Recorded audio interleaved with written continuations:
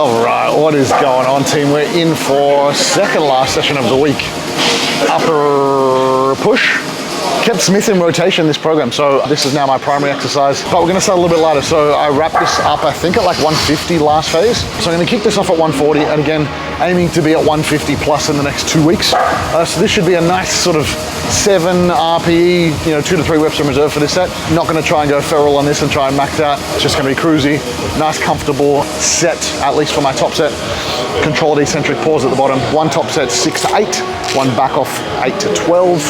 But again, just gonna keep these loads pretty light on, so to speak. So I've got lots of runway for progression over the coming weeks.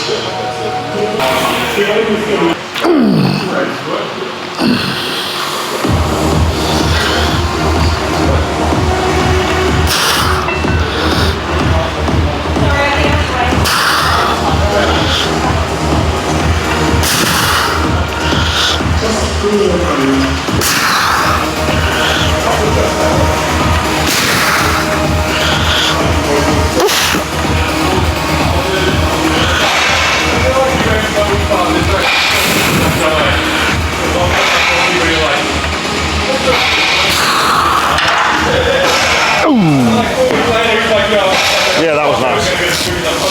140 for 8, cruisy set. I'll go 120 for 12 on the next one. And then we move on to flies.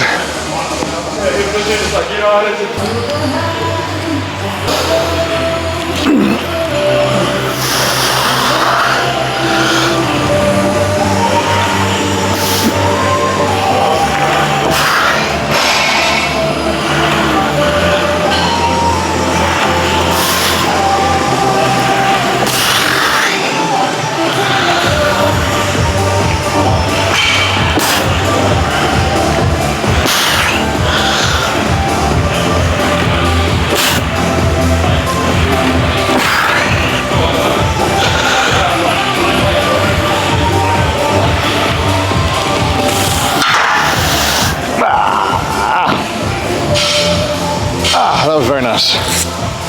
Subset, back off, both done to the top end of the rep range. A little bit lighter than we finished the last block, which gives us lots of room to move over the coming weeks, because we've still got about another 10 weeks till show, so arguably want to be progressing as far as I can into that show. So move on to exercise number 2, machine flies. 2 sets there, 10 to 15 reps. All right, on to exercise number 2. So this being pretty light on for chest. With this push session, only 4 working sets for chest. And then we've got a bunch of delts and a bunch of triceps. So I've spoken about this a bunch of times just in terms of how you set up your program. No matter how you set up your training split, it's kind of irrelevant. I think training splits are something of a organizational tool rather than they are like a hard and fast rule. So when you're setting up your program, it doesn't need to be built around your training split. It's kind of like how you design your training split based on your volume, intensity, frequency needs. So with this being more arm dominant, it means I can go pretty easy on chest and I can hit chest again really hard. Probably in like 2 or 3 days, I'm gonna hit chest again. So pretty simple, pretty effective, and I don't think it needs to be overly complicated when it comes up to program design. So kick this off, 2 working sets. Again, the theme of this week is just starting a little bit lighter on exercises that I had done in the previous block so that I do have a bigger runway for progression. So this, I'm going like 5 kilos lighter. I'll look to match it next week, and then I'll probably aim to progress from week 3.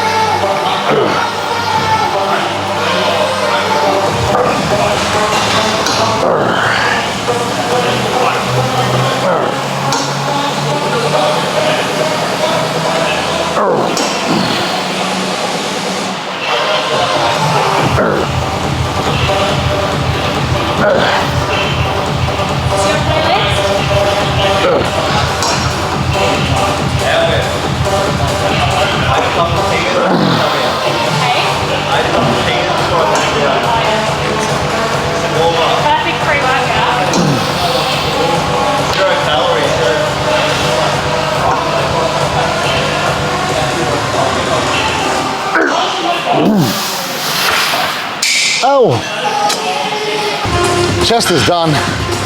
Actually pretty smoked, to be honest. So moving on to triceps now. I've got about 5 sets of triceps here. So one set of supposed to be machine dips, but kind of just been getting like the machine dip. Been a little bit cranky on the elbows, a little bit cranky on the chest. And it's just getting really heavy and awkward now. So I'm gonna opt for a skull crusher. Still a tricep compound movement, but I'll take a bit of the shoulder and sort of chest out of it now that my chest is already fatigued. So just training triceps specifically. We got a couple of overhead tricep extensions, some tricep pushdowns. So rip into this, and then we got some delts to finish off. So we'll get stuck into this one hard set here, probably one warm-up set, feel this out, because I haven't done it for a while. Try and find a nice load that we can progress with from here. But we'll give this a crack. I think performing skull crushers on a powerlifting bench, sacrilege. I'm probably gonna get banned from the gym, but here we are anyway.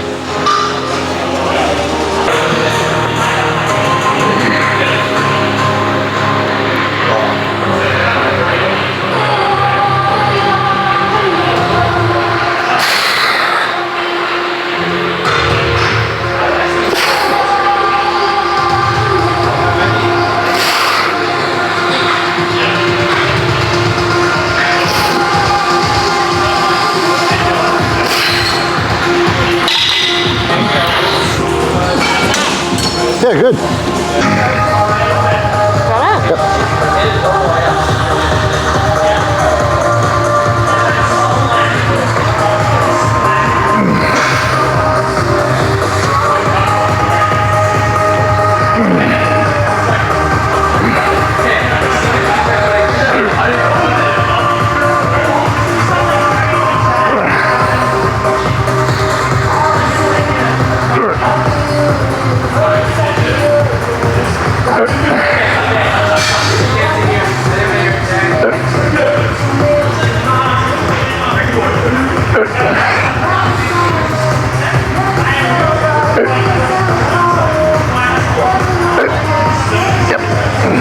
Oh, thanks, Bella.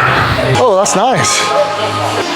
All right, so moving on to my first tricep isolation of this session. We did tricep compound, one set of the skull crusher. This is like an over-the-shoulder tricep extension. So typically you would see people do this with like a rope overhead extension. I think it's a fine exercise, but it is one of those funny ones that is a little tricky to load the stretch, and it can be a little bit funky on some people's elbows. So I find doing this unilateral with the arm over the shoulder does allow you to get a lot more stretch in that lengthened position, and it does allow you to find positions that are a little more advantageous for the elbows if you do get elbow pain. So check out the way I do this. It's a really slow, controlled, eccentric, deep stretch into the bottom, and then extending all the way out, getting a really deep and meaningful contraction on each rep.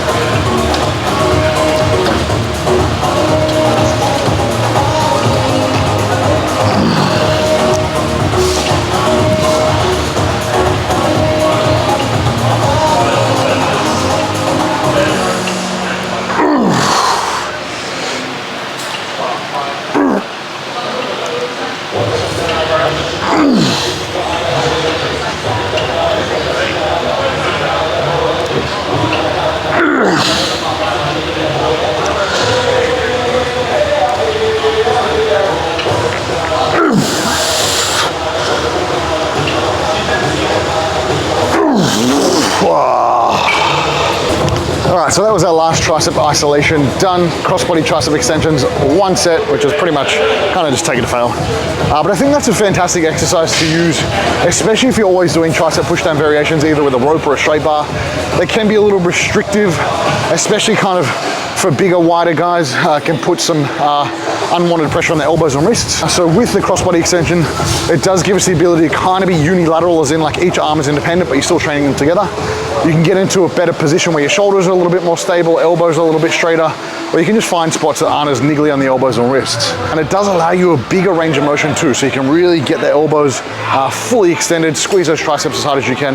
But probably one of my sort of top 3 tricep exercises that I'll rotate throughout all my programming. When triceps done, we move on to 2 sets of delts, lying cuff laterals. Again, I spoke about these in the last probably couple of push videos. I've kept these in rotation just because they are progressing really, really nicely. I get a really, really good connection with this movement. And again, really, really stable as well. So it just means that my delts are getting trained throughout the whole range of motion rather than my ego, which is what we want to try and avoid. And I see far too many people doing, especially with dumbbell lateral raises.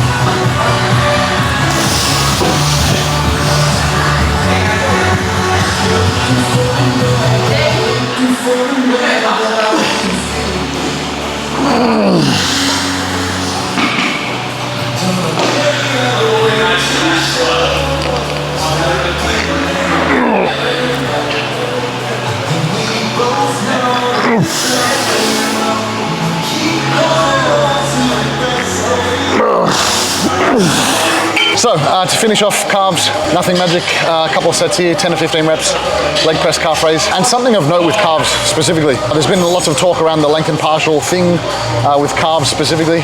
And I think like this week it was actually published by Wolf and colleagues, I believe, where they looked at the partial range of motion utilized like beyond failure. I kind of hate that word, but using lengthen partials beyond failure, and actually resulted in more muscle growth, which is very interesting.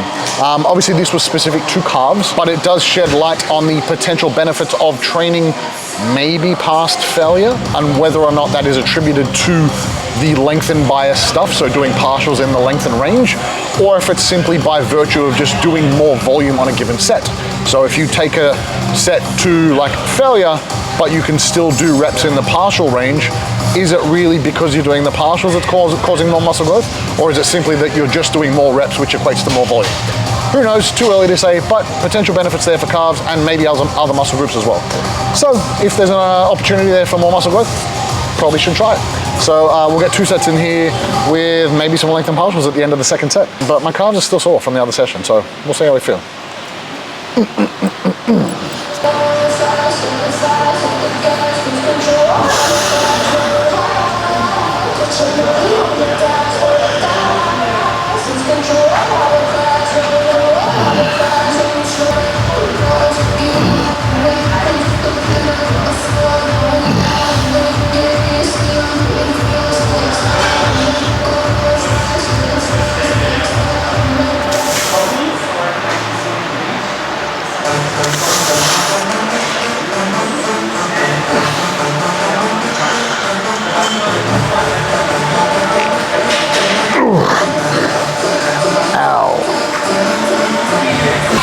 that is done. Push session 2 for the week done.